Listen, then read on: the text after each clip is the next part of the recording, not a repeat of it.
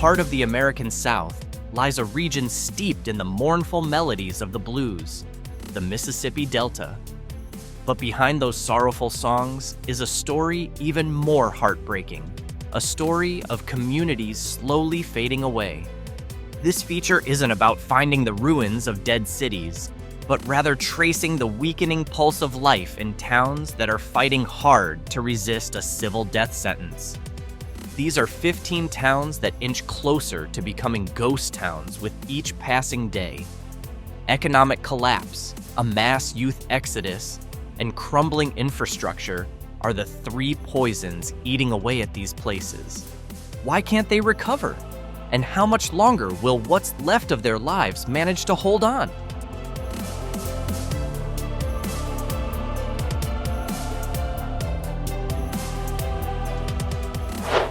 First up, meet Alligator, a town with a name that sounds tough, yet ironically doesn't reflect its resilience. This place often ranks as one of the poorest communities in the entire United States. And no, these extreme statistics aren't just numbers, they're a slow death sentence. Empty commercial buildings now far outnumber the ones still open, creating a choking sense of isolation. What life remains here is fighting against the rising tide of poverty. With barely any tax base, road repairs, schools, and even basic services feel like a distant dream. Every closed door along Main Street marks a family that's left, leaving behind yet another void in the community. In this town, survival feels like defying gravity.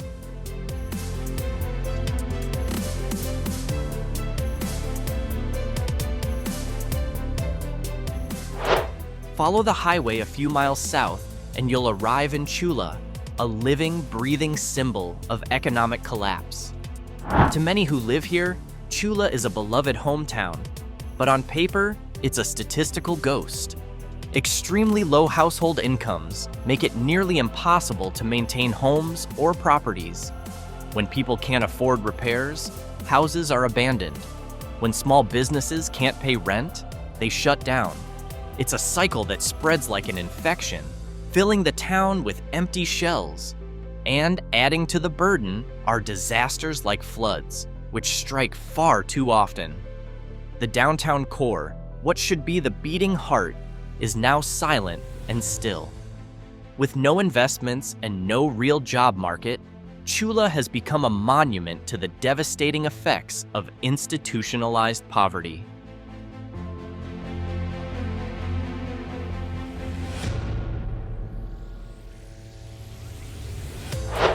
No less haunting than Tchula is Friars Point, a town with a once glorious past. It was once a hub of activity during the blues era and a thriving river port along the Mississippi. But that contrast is exactly what makes its present so tragic. Historic buildings that once brought people together now stand hollow. Its rich blues heritage may still draw the occasional tourist, but it's not enough to sustain daily life. The bridge that once connected the town to its history has all but collapsed. And here's the harsh truth. Nostalgia can't pay the electric bill or put food on the table. Friars Point is a reminder that even the most celebrated history isn't strong enough to stop an exodus.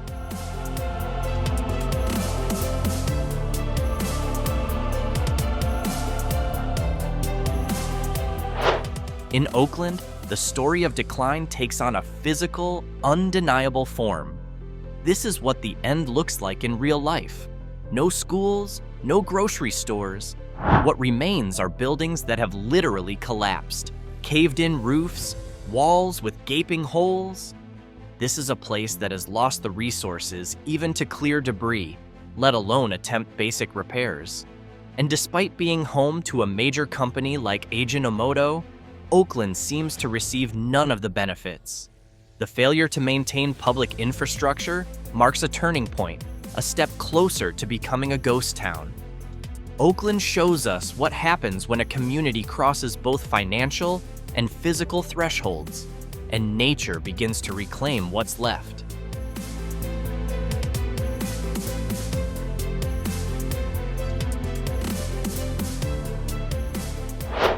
If the last town showed the breakdown of infrastructure, this one may be even more heartbreaking.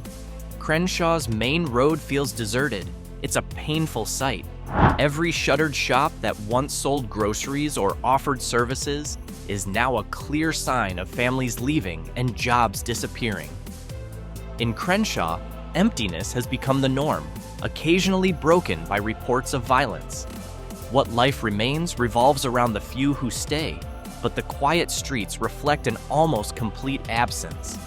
This town is a stark example of how the slow death of small businesses drains the lifeblood of a community to its very core.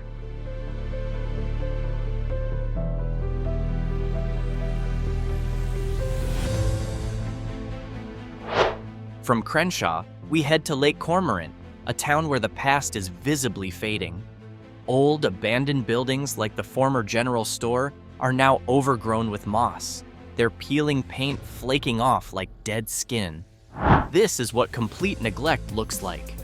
Life in Lake Cormorant has shrunk to the outskirts, while the town center is now just a ghost of what it used to be. It's a visual reminder of how quickly a community can dissolve back into the rural landscape once its economic purpose disappears.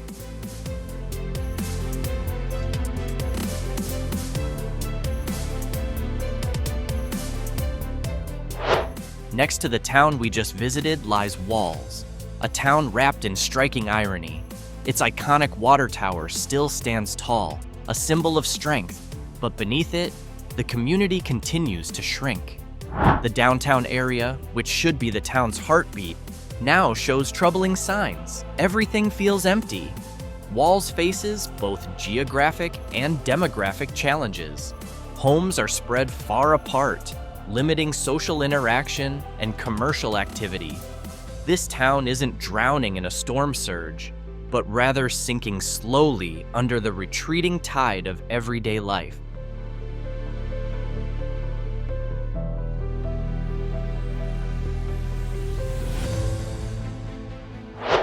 After seeing towns hit by waves of decline, in Como we find a clash between heritage and reality. Its registered historic district draws fleeting attention, with beautiful, character-filled architecture. But the emptiness around it reveals the town's struggle to turn that history into modern economic growth. Como's rich legacy has become more of a decorative shell built on shaky ground. Meanwhile, rising violence, some of it deadly, has only deepened the town's troubled image. Without meaningful investment, even these charming buildings are at risk of ending up like so many others, abandoned and forgotten.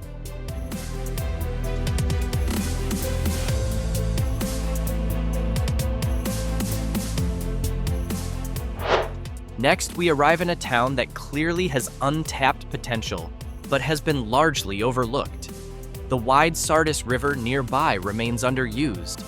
Meanwhile, the town's landmarks, like the once popular movie theater or the large community center, barely function anymore. These shared public spaces, once vital to social life, are now mostly silent. Without places to gather, people lose reasons to stay. Sardis is a vivid example of how civil decline isn't just about job loss. It's about the erosion of the social bonds that hold a community together.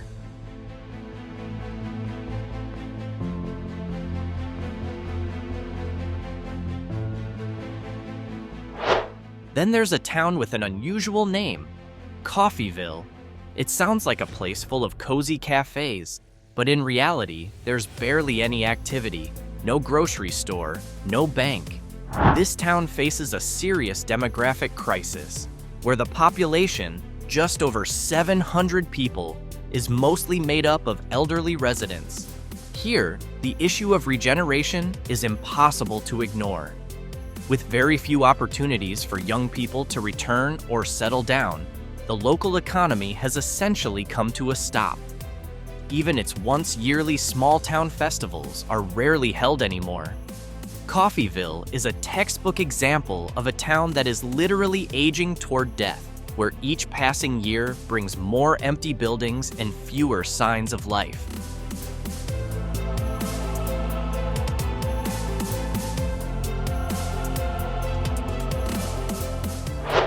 From a town that's aging, we move to one that's shrinking rapidly. Houston may be the county seat, but it's going through some very difficult times. The town square still serves as the local government hub, but the surrounding commercial streets tell a different story. Shuttered shops and dusty windows.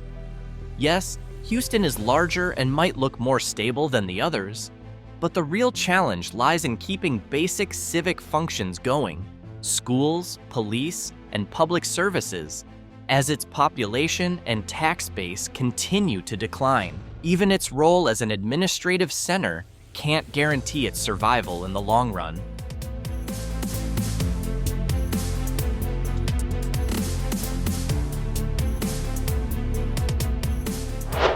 Then there's Okolona, known for its bold welcome sign that reads, "The little city that does big things."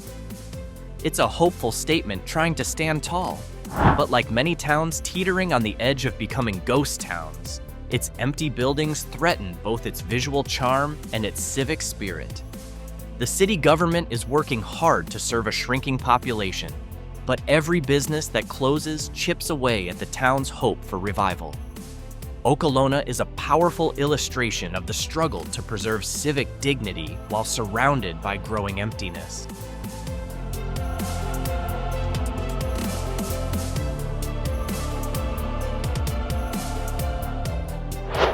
Next is a town with a slightly different atmosphere.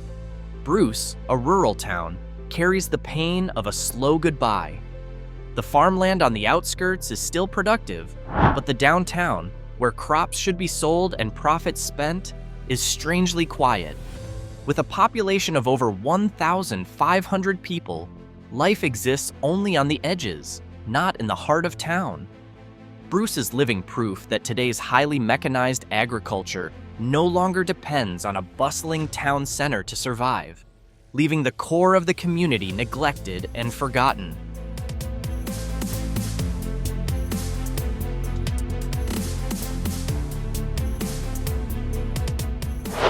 Now we move to a town that reveals a different kind of decline.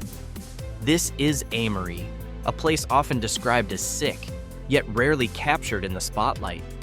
In this town, you'll find one or two major buildings left behind, markers of a struggle just as serious as the others.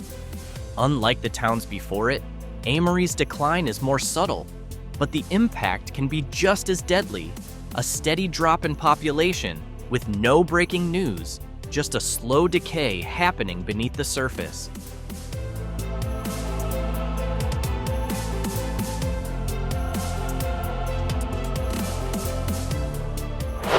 Our journey ends in Gattman, a tiny village at the edge of the state, representing total isolation. Here, the closure of even a single building can have a massive impact on the entire community. Gattman stands at a tipping point. If one more family or business leaves, it could effectively vanish from the commercial map, becoming a true ghost town within just a few years. This is the end of the line, the point where hope begins to fade.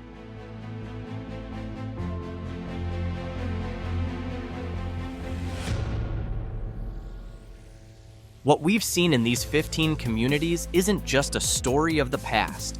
It's a reflection of the challenges facing modern America.